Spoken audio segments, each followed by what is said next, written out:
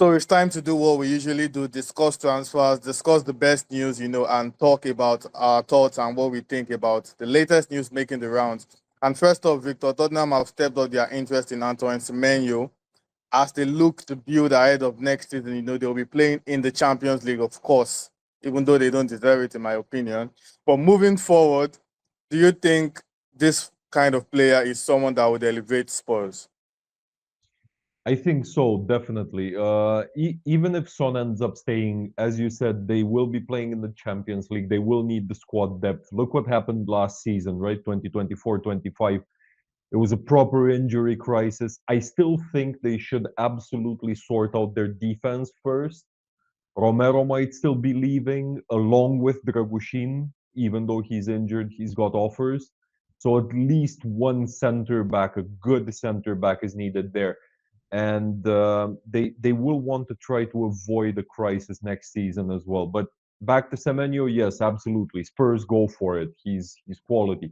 The only downside I see to him is he plays for Ghana, so AFCON will be a factor again. Yeah, yeah, fair enough. And yeah, moving forward, Max, Chelsea and Manchester United, remain in search of a goalkeeper. Chelsea, have been making moves, trying to sign Mike Magnan, and AC Milan have been proving difficult so far in negotiations. And of course, for United, Onana is Onana, and United are probably looking to see if they can get something of an upgrade on Onana. And now both clubs are reportedly moving for Barca's Mark Andre Ter Stegen. And 5 years ago or 4 years ago, this would have been considered a major, scoop. But considering the player's age right now and everything into account, his injury record, do you think he's still a quality goalkeeper? Yeah, I mean, seems like Chelsea want to have a starting lineup with goalkeepers all along because they already have like 4 or 5. I don't know. They want to sign another one, but actually, I'd say he's still capable of playing in high tier football, especially because he's pretty good with his feet and also he's good in terms of shot stopping.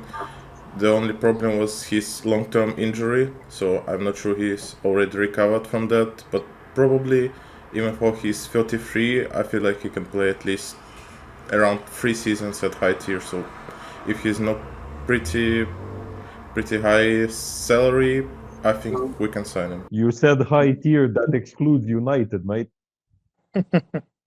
We're winning Prem next season. Anyways, moving forward and specifically on United now, Victor. The Red Devils have made an initial approach, to sign Victor Gyokores, but they've only done that through intermediaries, anyways, just to know the situation of the player. Do you think a move would make sense for United for Gyokores? For the club, yes, definitely. For the player, not so much. Why would he go to United when he's linked to Champions League teams like Arsenal and Liverpool? They're coached better, they're run better behind the scenes, they're more stable overall. It's just a no-brainer.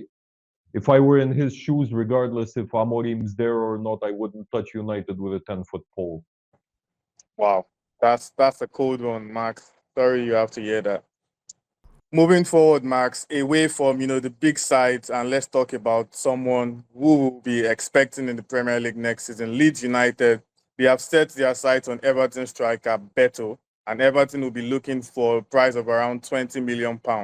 Now that would be, an absolute steal for a side like Liverpool, Chelsea, Arsenal, or United. But for Leeds, is £20 million worth it for Beto, or do you think it's a bargain price regardless, Max? I mean, if you can sign Premier League striker for only 20 mil, even his third striker in the team, it's already a good deal, actually.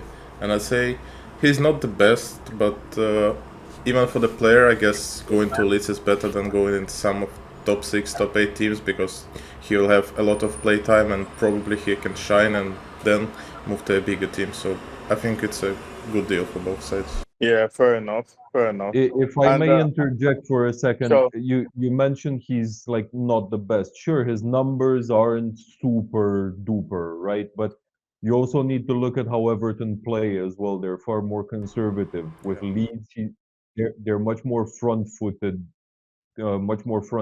team. I think he could have the best Prem season ever for him if this one goes through. Definitely.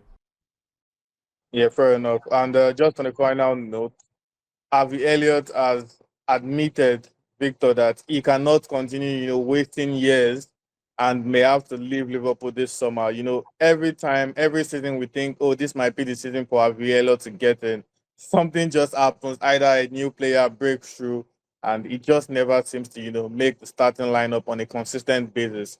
But what does his recent statement mean for the player and for Liverpool? Yeah, I mean the writing's on the wall, right? And it's a pity, you know. I really rate the lad, and I feel like there's a lot of potential there as well. But let's face it, Wirtz is most likely coming in, and if that's the case, there's zero chance of Elliot getting minutes in his preferred number 10 spot, because that's where he sees himself as playing his best football. There's also Soboslai to take into account as well, and he's also better suited to Premier League football than Elliot because of his physicality. So I think it's understandable that Elliot would want to leave, but let's face it, silver lining, Liverpool might still be able to get 25 or 30 million pounds for him. Yeah, fair enough. I think Elliot will still be able to command that price, and in my opinion, he can still do a job for maybe teams like Villa and Brighton and all those sides closer, closer to the top half or something. I think he still has a lot of quality to do something, but we are just going to have to wait and see. It's one of those cases where you are good but just not good enough, to make the cut for Yeah. where you find yourself. Or maybe you could go to Manchester United and become one of their best players. We'll never know He how would that be will their end up. player of the season. But yeah, anyways, those are the latest transfer news making the round. And on that note, to ask our viewers to tell us what they think. United moving for Gyokores is looking like the big one. If it does happen, it's going to be a very big move. And we'd like our viewers to tell us what they think about that move. Leeds United interested in Beto, £20 million, too much, or is it a bargain? And Chelsea and Manchester United setting their sights on Marc-Andre ter Stegen. Is it a move too late, or is the player still going to be an improvement on both goalkeepers we currently have? Let us know your thoughts in the comments until we come your way next time with another transfer episode.